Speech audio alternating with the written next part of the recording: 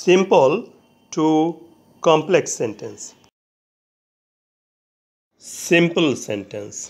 He is a brave man. সে হয় একজন সাহসী মানুষ। এ বাক্যে হয় ক্রিয়াপদ, ইংরেজি ইজ, এটাই ফাইনাইট ভার্ব। ক্রিয়াপদকে কে দ্বারা প্রশ্ন করে যে উত্তর পাওয়া যায় তাহাই সাবজেক্ট। কে হয় সে বা হি, সাবজেক্ট।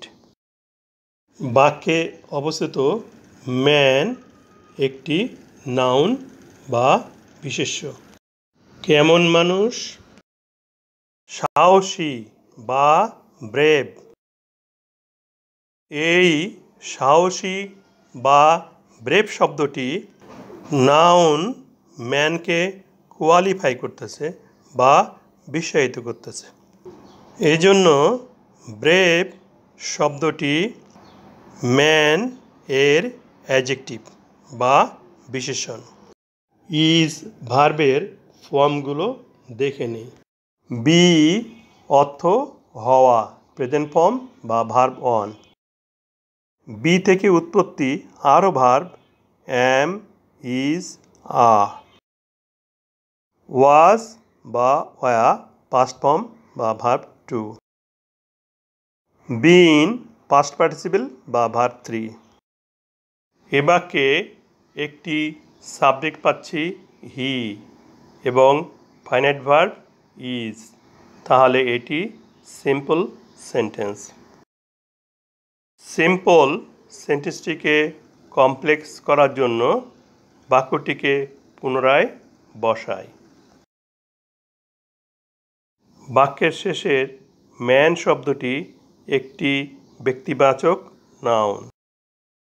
কমপ্লেক্স সেন্টেন্স করতে এই ব্যক্তিবাচক নাউন ম্যানের পরে রিলেটিভ প্রোনাউন হু বসবে।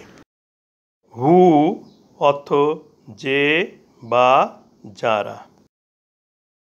রিলেটিভ প্রোনাউন হু ব্যক্তির ক্ষেত্রে বসে। হু সিঙ্গুলার, প্লুরাল উভয় ক্ষেত্রে বসে। রিলেটিভ প্রোনাউন হু এর পূর্বে অবস্থিত নাউনটি অ্যান্টিসিডেন্ট। এই অ্যান্টিসিডেন্ট অনুসারে রিলেটিভ প্রোনাউনের পরে ভার্ব বসে।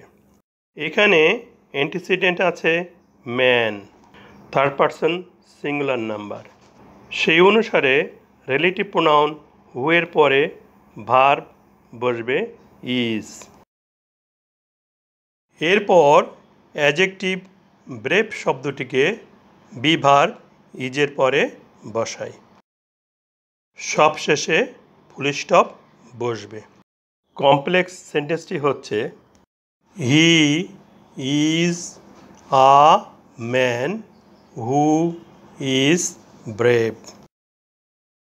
সে হয় একজন মানুষ যে হয় সাহসী। He is a man principal clause. Principal ক্লজের সাবজেক্ট হি এবং predicate is a man.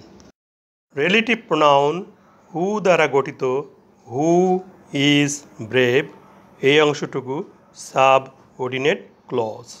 Subordinate ক্লজের সাবজেক্ট হু এবং প্রিডিকেট ইজ ব্রেভ। হু একদিকে প্রিন্সিপাল ক্লজ ও সাবঅর্ডিনেট ক্লজকে যুক্ত করে কনজাংশনের কাজ করে। অপরদিকে সাবজেক্ট এর পরিবর্তে বসে প্রোনাউনের কাজ করে। এই জন্য হুকে রিলেটিভ প্রোনাউন বলা হয়।